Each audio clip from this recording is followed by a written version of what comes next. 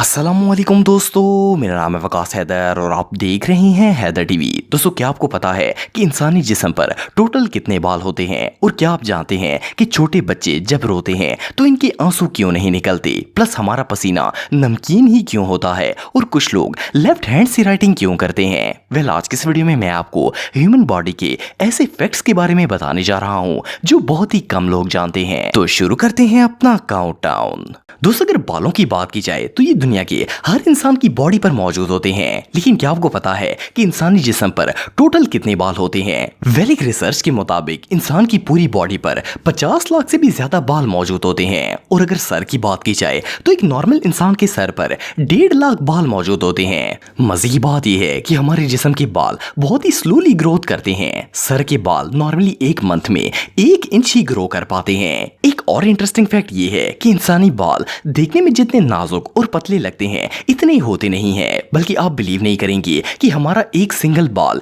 एक एप्पल जितना वजन कैरी कर सकता है। और अगर हमारे सर के सारे बालों को इकट्ठा करके एक रस्सी बनाई जाए तो ये रस्सी इतनी मजबूत होगी कि इससे 2 हाथियों का वजन उठाया जा सकता है।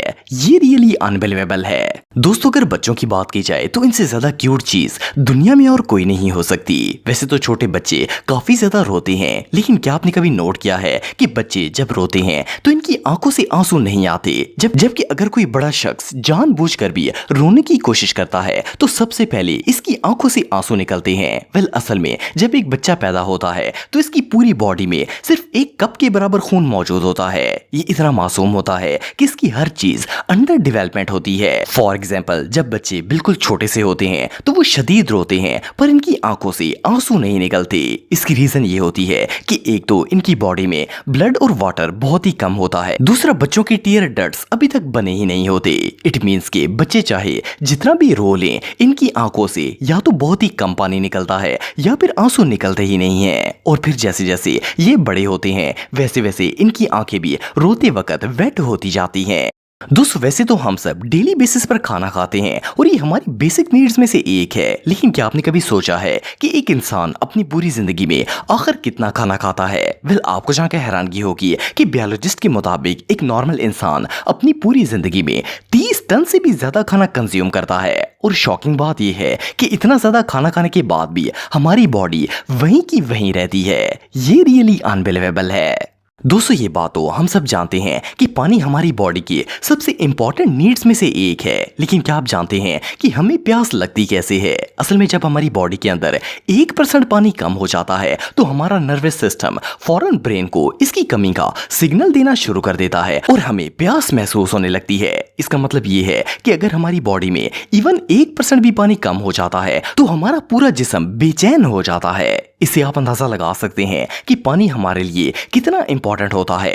एक और इंटरेस्टिंग फैक्ट ये भी है कि जब हम पानी पीना स्टार्ट करते हैं तो हमारा मुंह और गला ब्रेन को सिग्नल भेजना शुरू कर देता है, ताकि जब जिस्म में पानी की कमी पूरी हो जाए तो ब्रेन में इसकी तलब खत्म हो जाए और हम पानी पीना बंद कर दें। इन केस अगर ऐसा ना हो तो हम पानी पीते ही जाएंगे और हमारी प्यास कभी भी खत्म नहीं होगी।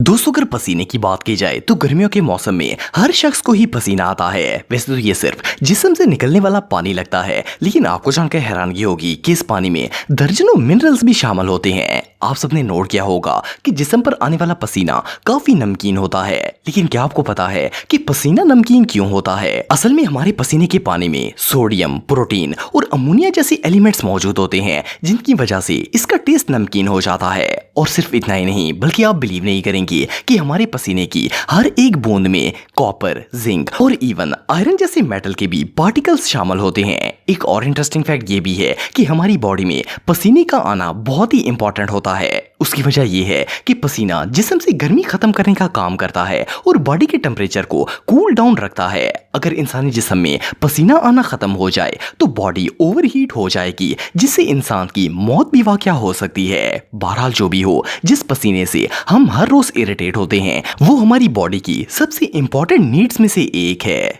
दोस्तों, आप सबने ये मिसाल सुनी होगी कि फलां शख्स के डर की वजह से रोंगटे खड़े हो गए। ज्यादातर लोगों को लगता है कि इंसान के रोंगटे तब खड़े होते हैं जब इसे किसी चीज से खौफ होता है या फिर वो शौक में आता है, लेकिन कई दफा ऐसा भी होता है कि ठंड लगने से और इवन जब बंदा इमोशनल भी होता है तब भी कभी कभार इसके रोंगटे खड़े हो जाते हैं। असल में ऐसा इसलिए होता है कि जब हमारी बॉडी इस तरह की किसी भी फीलिंग को डिटेक्ट करती है तो हमारे सिंपैथेटिक नर्व सिस्टम में कुदरती तौर पर एक रिएक्शन पैदा हो जाता है जो कि बॉडी के फाइट और फ्लाइट मोड को ऑन कर देता है। इससे बालों के नीचे मौजूद टाइनी मसल्स ऊपर की तरफ हो जाते हैं और सारे बाल अकड़कर खड़े हो जाते हैं। रोंगटे खड़े होने का मेन पर्पस बॉडी को प्रोटेक्ट करना होता है। इवन डॉक्टर्स के मुताबिक इमोशनल होने से रोंगटे इसलिए खड़े होते हैं क्योंकि जब बंदा इमोशनल होता है तो इंसानी जिस्म की फीलिंग यकदम चेंज हो जाती है और इससे बॉडी को खतरा महसूस होता है जिससे फौरन इसकी रोंगटे खड़े हो जाते हैं। बहरहाल जो भी हो, मेन बात तो ये है कि अगर किसी शख्स के रोंगटे खड़े नहीं होंगे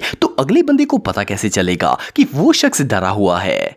दोस्तों, आप सबने बहुत से ऐसे स्टूडेंट्स को देखा होगा जो कि बाएं हाथ से राइटिंग करते हैं। इवन ऐसे लोगों के लेफ्ट हैंड में राइट हैंड के मुकाबले में काफी ज्यादा ताकत मौजूद होती है। जिस तरह नॉर्मल लोग अपने सारे काम राइट हैंड से करते हैं, इसी तरह ये लोग सारे काम लेफ्ट हैंड से करते हैं। लेकिन क्या आपने कभी सोचा है कि आखिर ये लोग लेफ्ट हैंडेड क्यों होते हैं? वेल, सबसे पहले तो दुनिया में सिर्फ 10% लोग ऐसे हैं जिनमें ये खसूसियत पाई जाती है।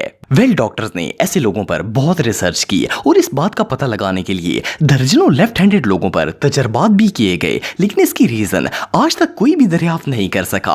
आखिरकार इसे एक नेचुरल फिनोमेना करार दे दिया गया क्योंकि ऐसे लोगों में ये खसूसियत पैदाइशी तौर पर मौजूद